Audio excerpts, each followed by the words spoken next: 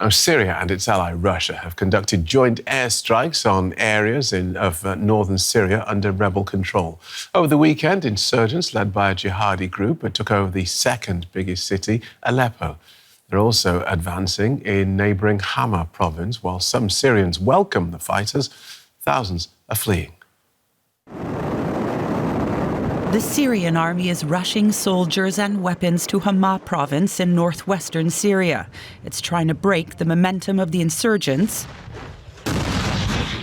who are moving southward after capturing large parts of Idlib and Aleppo provinces to the north, including Aleppo city, which had been under government control for the last 10 years. Syria's army chief traveled to the new defensive line in Hama to rally the troops. This is our land and our pride. Anyone who breaks the law, anyone who's been hired to stand against us, we will make an example out of him.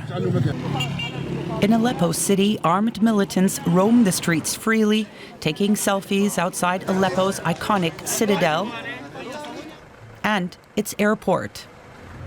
Syrian and Russian warplanes bombed Aleppo after it was overrun.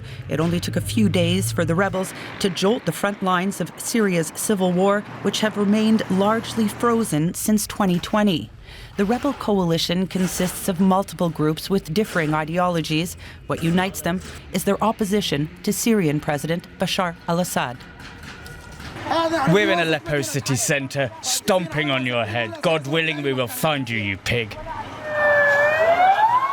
In Idlib city, a rebel-controlled stronghold in the north, people are being subjected to daily airstrikes. Volunteers with the Syrian civil defense, known as the White Helmets, are helping to find the injured under the rubble and taking them to hospital. Behind me is massive destruction caused by the bombardment of this area. This neighbourhood is residential, and the regime forces deliberately targeted it with direct airstrikes. Several people are injured. Our teams are still working to search for those trapped and transport them to the nearest hospital. Assad is meeting with regional partners, including Iran, to try to shore up support. For years, he was able to beat back opposition fighters with the help of Russia, Iran, and Hezbollah. It's believed the rebels decided to strike now, knowing those allies were either weakened or distracted by their own conflicts. Well, Natasha Hall is Senior Fellow with the Middle East Programme at the Centre for Strategic and International Studies. She joins us from Washington, D.C. Welcome to DW. How serious a threat is this attack on Aleppo to the Assad regime? This is truly a stunning and surprising defeat for the Assad regime, and primarily points to the fact that it's become a husk of its former self. But it also points to the weakness of its allies that propped it up for many years, amongst them Iran, Hezbollah, and the Russian regime. So, I mean, the fact that they were able to fall Aleppo city, for example, in a day, this is something that the regime was unable to accomplish for years of siege and brutal bombardment. So it's quite shocking.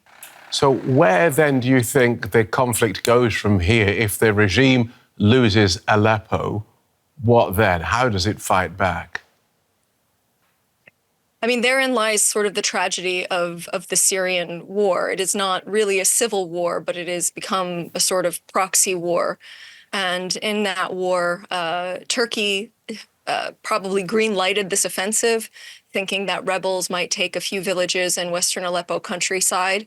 But I suspect the rebels and Turkey were shocked when they were able to essentially melt away Assad police and security forces in Aleppo city and take this very strategic hub within Syria. I would say that right now we're very concerned about the counterattack that is ongoing. We've seen the bombardment of hospitals in Idlib and Aleppo. We are seeing regime reinforcements come into areas of Hama as well. And it looks like the Assad regime and its allies are returning to the old playbook. So this could be very concerning for the next few days and weeks ahead. I suspect that Russia and Turkey will be in negotiations to come to some sort of deal. But it sort of remains to be seen if the rebels will be able to hold on to their gains with that sort of deal. A part of the old Assad playbook was the use of chemical weapons against his own people. Is that likely to happen again, do you think, as he loses territory? I suspect if the Assad regime sees an existential threat, then it will potentially use chemical weapons. I would want to remind the audience that the Assad regime has only used sarin gas a couple of times, but it used chlorine gas over 300 times throughout the war. And so it has a lot of tools to use, amongst them aerial bombardment, but as you mentioned, also chemical weapons. So it depends on how much it wants to push probably Turkey in this matter, and whether or not it thinks that the southward push of the rebels is an existential threat. Right. So do you see this upsurge in fighting having wider regional repercussions, especially given the backdrop of the continuing war in Gaza? Well, I think that this rebel offensive was essentially possible because of the breakdown in the balance of power in the region. We've seen Hezbollah in Iran significantly weakened by Israeli attacks, some of which continue into Syria, basically blocking Hezbollah arms shipments. We also see an intransigent Assad, who even the Kremlin is frustrated with because he refuses to reconcile with Turkey. And so we really see a breakdown in what was a very, I think, fragile stasis to begin with. And I think that in order to come back to normalcy or stability, we're unfortunately going to see a lot of violence ahead, and not much more stability, unfortunately. OK, thanks for guiding us through that so clearly, Natasha. Natasha Hall from the Centre for Strategic and International Studies. Thank you.